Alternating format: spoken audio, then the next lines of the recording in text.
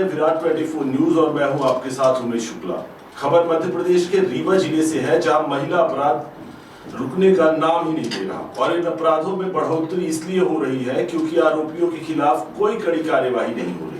प्रदेश सरकार लाडली बहना, लाडली लक्ष्मी, बेटी पढ़ाओ बेटी बचाओ का नारा देती है, लेकिन इन्हीं बहन बेटियों के खिलाफ हो रहे अपराधों पर रोक लगाने में असफल साबित हो रही है, जिसके चलते इनके हौसले बुलंद हैं। मामला रीवा जिले के नई गढ़ी थाना क्षेत्र का है, जहां की पीड़िता विराट 24 के स्टूडियो में पहुंचकर अपनी आप बीती सुनाई है। पीड़िता ने बताया कि नई गढ़ी थाना क्षेत्र का रहने वाला आरोपी लकी सिंह निवासी बहुती उसकी अश्लील फोटो बनाकर उसे लगातार ब्लैकमेल कर रहा था। इतना ही नहीं, उसके साथ जबरदस्ती दुष्कर्म किया था, जिसकी शिकायत नई गढ़ी थाने में दर्ज कराई गई तो आरोपी गिरफ्तार हुआ। आरोपी इतना शातिर है कि जेल में बंद रहने के बावजूद अपने परिजनों के सहयोग से पीड़िता का फर्जी हलफनामा बनवाकर जमानत करा लिया। अब जमानत से छूटकर बाहर आने पर अपने परिवार के साथ युवती को परेशान कर रहा है। युवती का निकलना मुश्किल कर दिया है, जहां मिलता है वही धमकी देता है। हद तो यह हो गई है कि युवती का और एक अन्य युवक की फोटो लगाकर मोबाइल नंबर सहित वायरल कर दिया, जिसमें अश्लील बातें लिखी गई है, जिसके चलते युवती को असामाजिक तत्व फोन कर परेशान कर रहे हैं। युवती ने बताया कि गत दिनों वह अपनी सहेली के साथ बहुती घूमने गई। वहां आरोपी अपने एक अन्य साथी के साथ उसे मिला और युवती के साथ मारपीट करते हुए उसका मोबाइल छीन लिया और उसी मोबाइल से कई लोगों को अश्लील पोस्टर बैनर लगाकर वायरल कर रहा है। पीड़िता ने बताया कि वह विधानसभा अध्यक्ष Girish Gautam, IG KP Venkateshwar Rao, DIG Mithilesh Shukla, SP Vivek Singh और महिला थाने में शिकायत कर चुकी है, लेकिन आरोपी राजनीतिक संरक्षण प्राप्त है और सातिर बदमाश है। उसके खिलाफ कई लड़कियों के साथ छेड़छाड़ के मामले पहले से दर्ज हैं। कई लड़कियों ने तो शिकायत भी नहीं की है। आरोपी आदतन अपराधी है, जिसके चलते पुलिस का भी उसे संरक्षण मिला हुआ है। पीड़िता के परिवार की आर्थिक स्थिति ठीक नहीं है, जिसके चलते आरोपियों के हौसले बुलंद हैं और उसे धमकी दे रहे हैं। पीड़िता ने बताया कि आरोपी जहां भी मिलता है वहीं उसे जान से मारने की धमकी देता है। परिवार के लोगों के द्वारा मामला वापस करने का दबाव बनाया जा रहा है।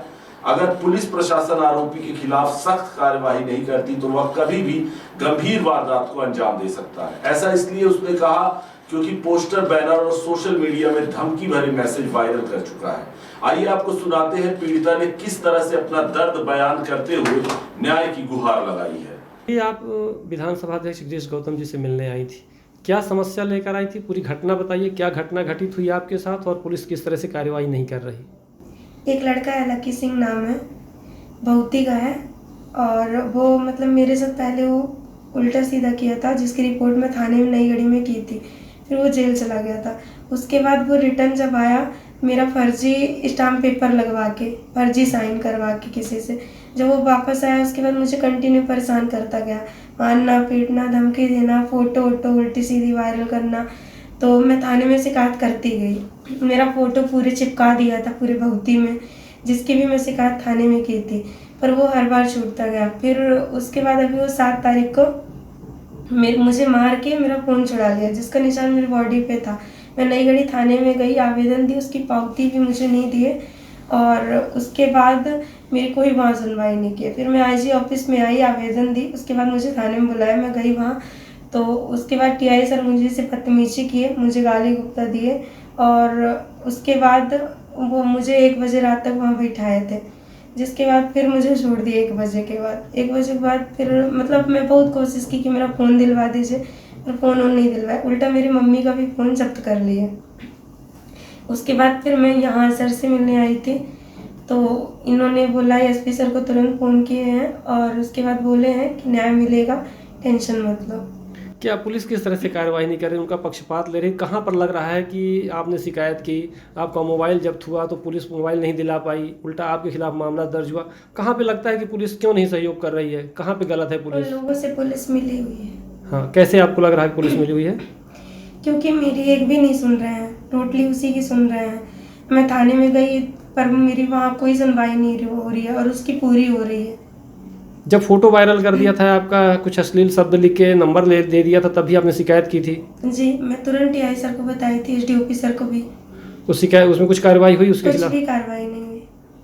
आपका जो मोबाइल जब्त है, 2 मोबाइल जब्त हैं आपके, एक बता रही थी आपकी मम्मी का और एक आपका, वो मोबाइल कैसे पुलिस के पास पहुंचा? कौन छीना था? वो क्या घटना थी जो आपके साथ बहुती में घटना घटी? वो क्या मामला था? बहुती में गई थी वाटरफॉल अपनी एक फ्रेंड के साथ। वहाँ से मैं वापस आ रही थी तब लकी मिला, गाली गुप्ता दिया, मुझे मारा, मेरा फ़ोन छुड़ा लिया।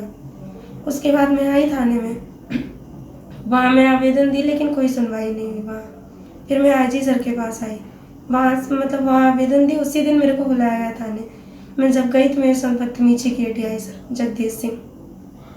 आपके खिलाफ शिकायत मामला भी दर्ज हुआ? जी, मेरे खिलाफ मामला दर्ज कर लिया कि मैं मतलब सरकारी काम में बाधा डाल रही थी, तो मैं उसका बोलती हूँ, मैं मतलब उसके लिए ये मांग करती हूँ कि उस वहाँ का कैमरा चेक किया जाए कि मैं क्या सरकारी काम में बाधा डाली हूँ और 1 बजे 12 बजे वो क्या काम ऐसा कर रहे थे। आपका कोई मोबाइल मिले? वो 2 मोबाइल जो जब्त की थी पुलिस? मेरा कोई जब नहीं मिला मोबाइल। एक मोबाइल तो लकी के पास है जो लड़का छुड़ा लिया था, उससे पुलिस ली या नहीं ली मेरे को जानकारी नहीं है, लेकिन एक mobile TI sir Jagdish Singh जब्त किए जो आरती मैडम को दिए और वो भी मेरे को फ़ोन नहीं मिला। जो लकी सिंह मोबाइल छीना था उसमें आपकी सिम भी लगी होगी, उसका दुरुपयोग भी कर जी, सकता है कुछ, तो आप उसकी शिकायत पुलिस को बताएं कि मेरा जी, मोबाइल है, नंबर है? पूरा मैं बताई, नंबर सब कुछ लिख के दी थी। मेरे 2 नंबर हैं उसमें, एक मोबाइल के कवर में भी सिम डली है मेरी और मेरा उसी में पूरा अकाउंट है, इंस्टाग्राम में भी सब कुछ है, मेरा फ़ोन पे वगैरह सब उसी फ़ोन में है, मेरी कुछ फ़ोटो है, पर्सनल फ़ोटो, हर चीज़ सब उसी में है। किस तरह से और परेशान कर रहा है? कोई कार्रवाई न होने के कारण आपको कुछ धमकी या कुछ और किस तरह से जी, परेशान? मुझे राजीनामा लगाने के लिए धमकी देता है बार-बार कि राजीनामा लगाओ, इसलिए बार-बार मुझे परेशान किए जा रहे हैं। कौन कौन धमकी देते हैं उसके परिवार से? वो उसके परिवार के और दोस्त? उसकी बहन है एक सोनम सिंह है, जो वो भी चैट भी चेक कराया जाए, वो हमेशा मेरे पास मतलब चैट भी करती है और फ़ोन भी करती थी कि राजीनामा लगा दो, ये करवा देंगे, वो नहीं तो फिर तुम भोगना।